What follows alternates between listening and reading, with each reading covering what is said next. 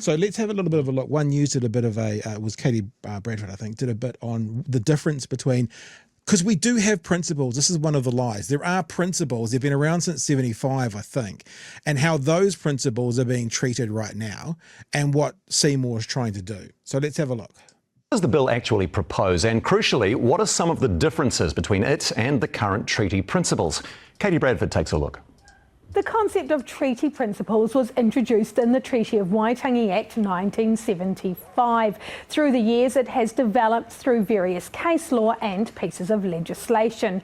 Crucially, there are no principles that have been expressly defined or set out in law. That's what David Seymour says he is trying to do. Let's compare the current main three principles with the bill before Parliament. On partnership, the treaty created a relationship between Māori and the Crown, and both parties must act with the utmost good faith. The new Principle 1 states the government has full power to govern and Parliament has the full power to make laws in the best interests of everyone. The second... So, like, it actually cuts out. Both parties must act with the utmost good faith. It's about Māori and Crown relationships. And he goes to straight, almost authoritarian. The government has full power to govern, Parliament has full power to make laws. Nothing at all about the relationship. So actually, in the first partnership change, he's cut Māori out of the principle whatsoever. Gone. Are we seeing it yet? Are we seeing it yet, people? When we're doing the conversation with people that aren't getting it, that is one to hammer. And there is a reason why David Seymour will prefer to talk about Article 2. I think it's Article 2. It's definitely not Article 1. He doesn't want to talk about that one. So here's the next one. Best interests of everyone. The second current principle addresses participation. At present, the Crown is to provide tangata whenua with the opportunity to engage with the decision-making processes at all levels.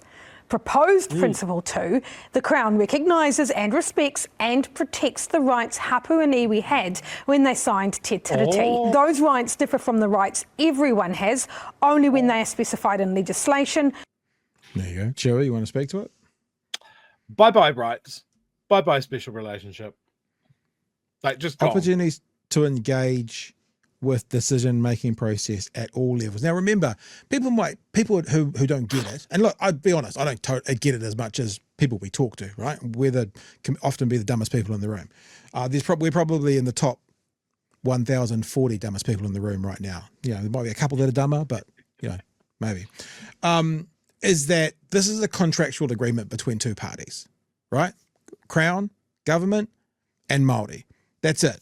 So this is why when Chewie said before, this is not about race. This is not a treaty between two races. This is a treaty between the people who own the land, the people who were here.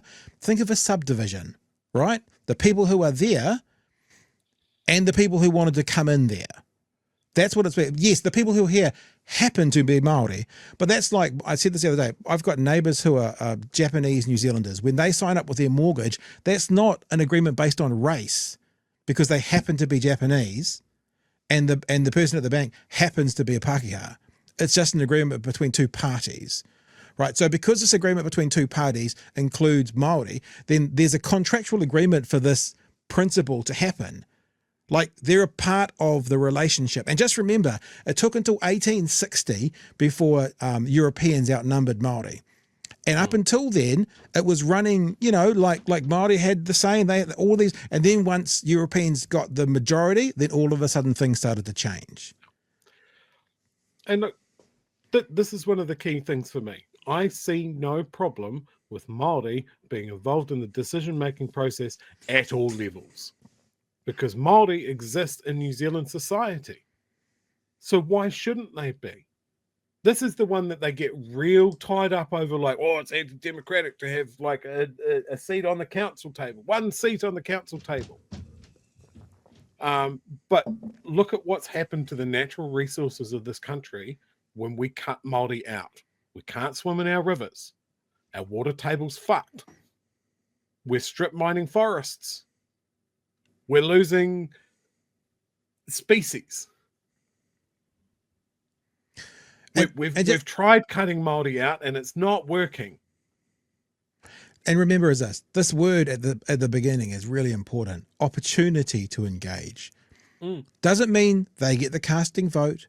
Doesn't mean they're going to be sitting at the big table. Doesn't mean they're in charge. It means when there are decisions made, we are going to talk to this group of people who are a part of the agreement to the founding document.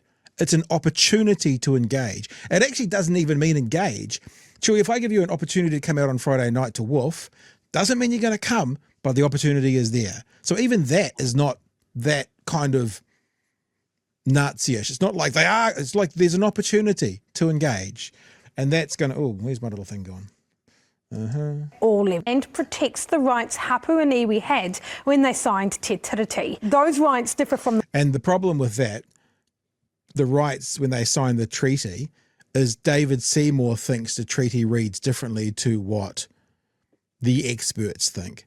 So what David Seymour says, we're going to protect everything that was said when the treaty was signed, and what he says it was doesn't appear to be anything like what the experts say it said. And he still, remember, has not provided for us who are the people advising him, who are the experts, who are the historians, who are the academics, who are the people who can talk about the exegesis and the hermeneutics of language now versus language. He hasn't told us about any of that stuff. So as far as we know, this could all just be coming from David Seymour's headspace. Could be, because we don't know any different. He's not an expert in the language. He's No. not got any qualification in history or law. He's an engineer, nominally an engineer. Yep. So the people that are advising him and what they're telling him, that might be really important. We don't need to know, apparently. And remember where it says there, rights differ only when they are specified in legislation. I can't remember the exact number. I was going to say 81, but it might be 18. If these principles were taken on board, there would be the reference to the treaty would be taken out of a huge number of legislation as it sits right now. So rights differ only when they are specified in legislation, whilst we remove aspects of the treaty from a whole bunch of legislation, so rights won't be specified. Number 2, let's have a look at number 3. The rights everyone has only when they are specified in legislation, treaty settlements or other agreements with the Crown. Principle 3 addresses protection. The existing understanding is that the government prioritises the active protection of Māori interests, rights, taonga and rangatiratanga. The new proposed Principle 3 states everyone is equal before the law and entitled to equal protection and benefit. So this is the exact thing that that we're being told. The experts are telling us. The experts are speaking out, saying this is about this part number 3 is about one of the signatories to that document, to that contract, and they do have certain rights because they signed the contract. Just like I have certain rights in my house because I signed a contract with my bank. You can't come onto my property and force your land rights onto me because I already have an agreement signed, sealed, and delivered. Stevie Wonder, and that changes from one of the original signatories has these things that they've signed up to everyone's the same. So that subdivision example basically says the subdivision is full bar one property, that last property is sold, and that person has as much right to change everything in all of those properties as the people who are already there and who have set up the community. That's one of the biggest problems. It's basically saying that when the treaty was signed, this is David Seymour, I'm paraphrasing, when the treaty was signed, it referenced all New Zealanders equally, and the counterpoint is, it referenced the signatories, the Crown and Māori, not all New Zealanders, not the dude who lands on the plane tomorrow morning and becomes a citizen in 12 months from now. Doesn't reference that person. Chewie. I think the other thing that gets left out of this discussion of all New Zealanders, right, at the time that this treaty was signed, a New Zealander was a Māori. Yeah. That's how they were referred to. British colonists were referred to as British. So when he's talking about all New Zealanders, well, if you want to wind back to what it meant at the time of the signing of the treaty, then we're talking about Māori. That's an uncomfortable truth that he will not acknowledge. Yeah. I saw something today that I thought, like, we're talking about the people that we want to bring with us on this and understanding what the principles are. I found this gem in the most unlikely place, Pat. Yep. In the stuff comment section. Oh dear.